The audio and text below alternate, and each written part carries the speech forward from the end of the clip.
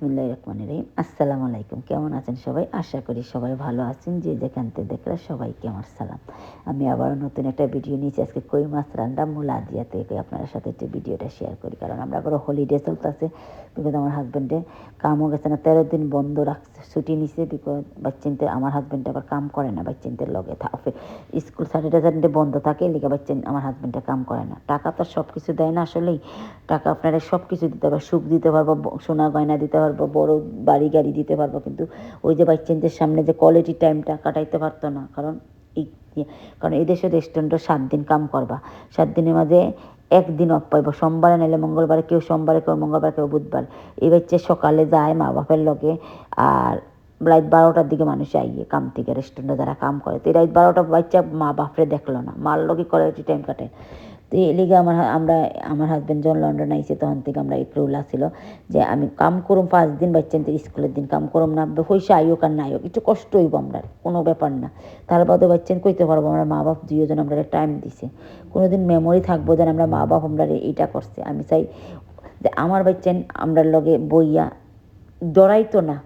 Respect আলাদা, জায়গার ডর আলাদা, খুললা মারতে পারে। তো ওরকম তো ওই মূলাটা আমি আগে দিলাইছে, কারণ এই দেশের কিছু ভেজিটেবল হিজে নেবো, হিজেনে তো আলাদা বাদ দিলাইলে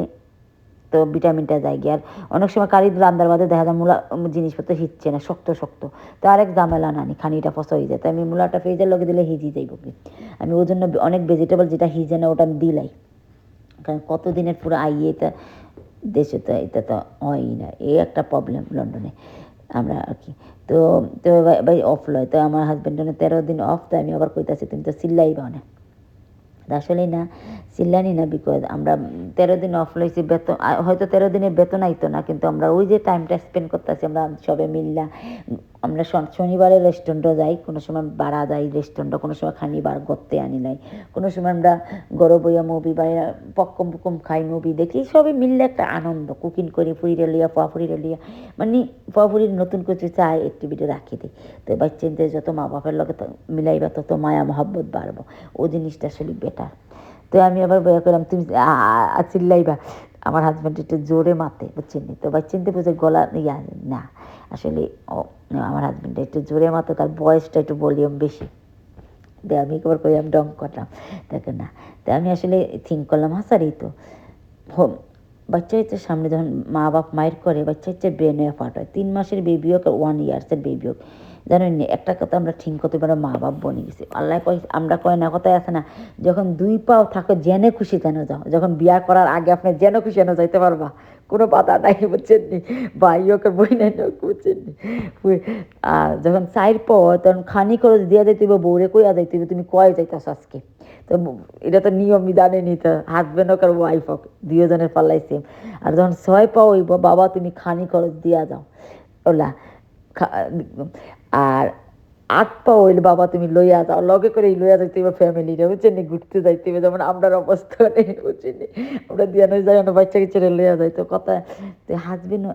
আমি ওটাই বুঝাইতেছি, আমরা মা বাপ যখন বনি, আমরা কিছু ফরজ আছে, আমরা কিছু দায়িত্ব আছে, এটা জানেননি। আমরা মা বাপ বনি, আমরা বাচ্চাদের সামনে অনেক কিছু চিল্লাই, অনেক কিছু কইলাই মাতিলাই। যেমন আমি লন্ডন আওয়ার বাদে এক জিনিস দেখছি, মানে আমরা লাগা ঘরের মাঝে মায়ের কত হাজবেন্ড ওয়াইফ এটার মাঝে, তখন আমার আমার ফোয়া হয়েছিল না, আমার বড় ফুরি বাংলাদেশ হয়েছিল, তখন আমার হাজব্যান্ডের লন্ডন আইসিন, বিকজ আমি আনছি আমার হাজব্যান্ডের লন্ডন, আমার ফুরিরে আর আমার হাজব্যান্ডের।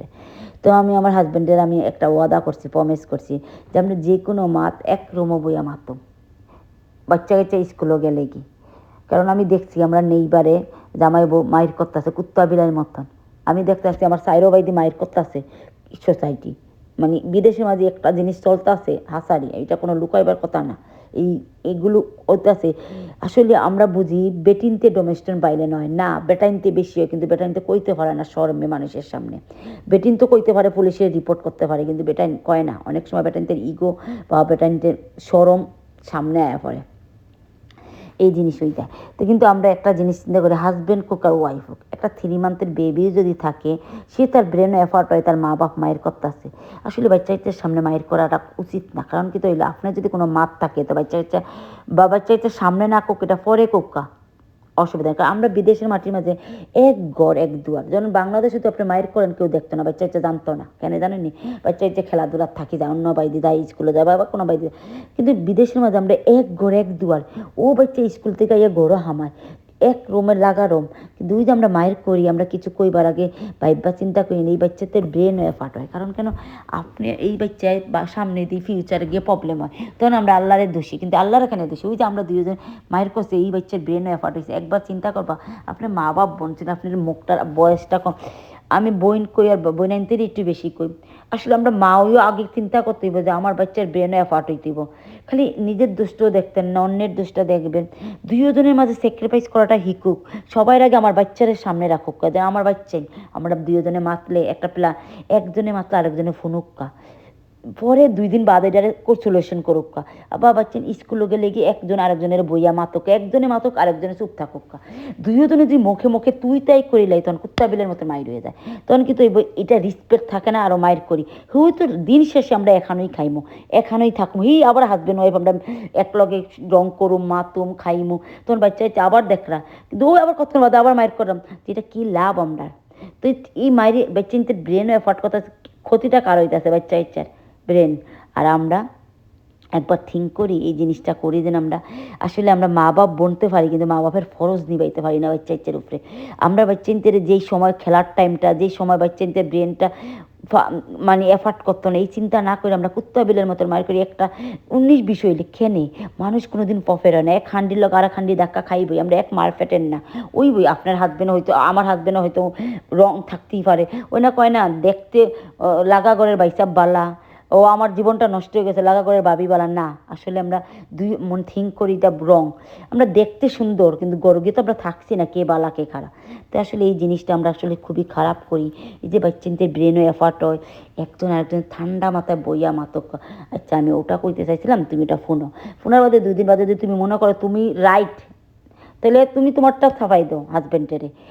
কিন্তু শান্তভাবে মাতক্কা, আমি আমার বোনেনতেরই কইরাম, এই যে এই জিনিসগুলো করি আমরা, আমরা রং না, আমরা রং, এই যে আমরা হাজব্যান্ড ওয়াইফ মায়ের করতেছি কুত্তা বিলের মতন, আর আমার বাচ্চাদের ব্রেন হয়ে ফাটাইতেছে, ফলে দিয়ে বাচ্চাদের মেন্টালি প্রবলেম হয়, তখন কিতা করি কান্দি,